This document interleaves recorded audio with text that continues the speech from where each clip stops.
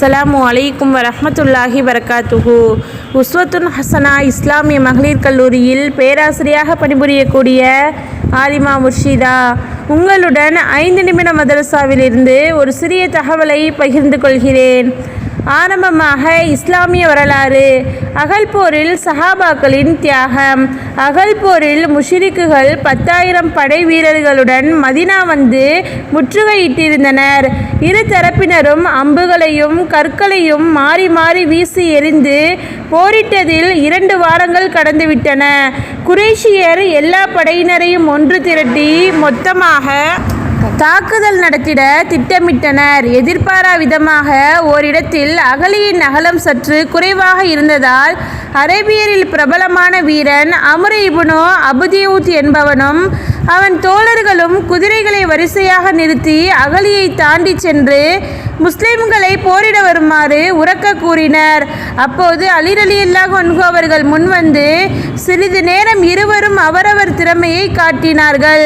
முடிவாக அலி ரலியல்லாஹு அன்ஹு அவர்கள் அவன் கதையை முடித்தார்கள். இதை கண்ட மற்றவர்கள் எதிர்க்க திறனின்றி ஓடிவிட்டார்கள். போரின் உச்சக்கட்ட நாள் இது. குஃபார் மற்றும் முஷ்ரிக்குகளிடமிருந்து ஈட்டிகளும் கற்களும் சரமாரியாக வந்து விழுந்தன. இவ்வாறாக 1 மாதம் வரை நீண்டு முற்றுகைக்கு பிறகு அல்லாஹ் தஆலாவின் மறைமுகமான உதவி கிடைத்தது.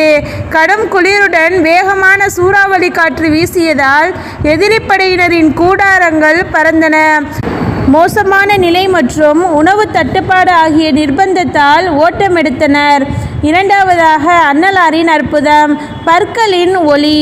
நபியவர்கள் முன்பற்கள் 2 அகலமானவை. பேசும்போது அவை 2ற்கும் இடையில் ஒளி வீசும். மூன்றாவதாக ஒரு ஃபர்லை பற்றி. கணவர் சொத்தில் மனைவியின் பங்கு. குர்ஆனில் அல்லாஹ் தஆலா கூறுகிறான், நீங்கள் விட்டு சென்றதில் அவர்களுக்கு மனைவி இருந்தால் 1/4 பாகம்தான். உங்களுக்கு பிள்ளைகள் இருந்தால் அப்போது அவர்களுக்கு நீங்கள் விட்டு சென்றதில் 8ல் 1 பாகம்தான். இதுவும் நீங்கள் செய்திருக்கும் மரண சாசனத்தையும் கடனையும் நிறைவேற்றிய பின்னர்தான். நான்காவதாக ஒரு சுன்னத்தை பற்றி. சோகமான நேரத்தின் துவா. சோகமான நேரத்தில் இந்த துவாவை ஓதுமாறு நபி அவர்கள் கூறினார்கள். இன்னா லில்லாஹி வ இன்னா இலைஹி ராஜிஊன். அல்லாஹும்ம அஜிர்னி ஃபி முசீபத்தி வஹ்லுஃப்லி ஹைரம் மின்ஹா. பொருள்: நிச்சயமாக அல்லாஹுக்கே உரியவர்கள். நிச்சயமாக நாம் அவன் பக்கமே திரும்பிச் செல்வோம். யா அல்லாஹ், எனது இந்த சோகத்தில் நன்மையை தருவாயாக, மேலும் இதற்கு பதிலாக சிறந்ததை வழங்குவாயாக. ஆமீன். ஐந்தாவதாக ஒரு முக்கிய அமலின் சிறப்பு.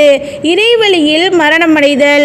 எவர் அல்லாஹுடைய பாதையில் கொல்லப்படுகிறாரோ அல்லது மரணம் வந்து இறப்பாரோ அவர் நேராக சொர்க்கம் செல்கிறார் என நபி அவர்கள் கூறினார்கள். ஆறாவதாக ஒரு பாவத்தை பற்றி. இரகசிய பேச்சு.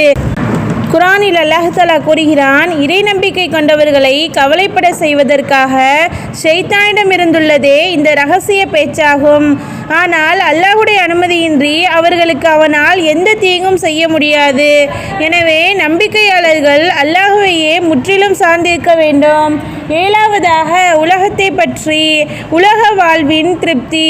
குர்ஆனில் அல்லாஹ் தஆலா கூறுகிறான், இறை விசுவாசிகளே, அல்லாஹ்வின் பாதையில் போருக்கு புறப்படுங்கள் என்று உங்களுக்கு கூறப்பட்டால் நீங்கள் உலகின் பக்கம் சாய்ந்து விடுகிறீர்களே, உங்களுக்கு என்ன நேர்ந்து விட்டது?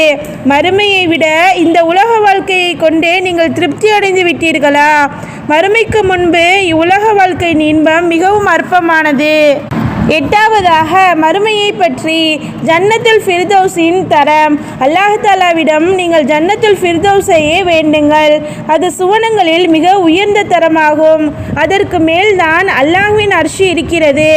அங்கிருந்துதான் பிற சுவனங்களுக்கான ஆறுகள் கிளம்புகின்றன என நபி அவர்கள் கூறினார்கள். ஒன்பதாவதாக நபி வழி மருத்துவம். இருதய சிகிச்சைக்கு பேரிக்காய். தொல்கார் ரலியல்லாஹு அன்ஹு அவர்கள் தெரிவித்ததாவது, நான் அன்னலாரின் திருச்சமூகம் சென்றிருந்தேன். அப்போது அன்னலாரின் திருக்கரத்தில் ஒரு பேரிக்காய் இருந்தது. அதை என்னிடம் தந்து சாப்பிடுங்கள், இது இதயத்திற்கு அமைதியை தரும் என்றார்கள். 10வதாக அன்னலாரின் அறிவுரை. அபூதர் ரலியல்லாஹு அன்ஹு அவர்கள் தெரிவித்ததாவது, எனது நண்பர் நபி அவர்கள் எனக்கு அறிவுரை வழங்கினார்கள். அதாவது, உம்மை விட அதிக பணமுள்ளவரை பார்க்காதீர், குறைவான பணமுள்ளவரையே பார்ப்பீர். ஏழைகளிடம் நேசமும் நெருக்கமும் கொண்டிருப்பீராக. பிறர் முகம் திருப்பிச் சென்றாலும் நீர் சமரசமாக இருப்பீராக. அல்ஹம்துலில்லாஹ். அஸ்ஸலாமு அலைக்கும் வரஹ்மத்துல்லாஹி பரகாத்துஹு.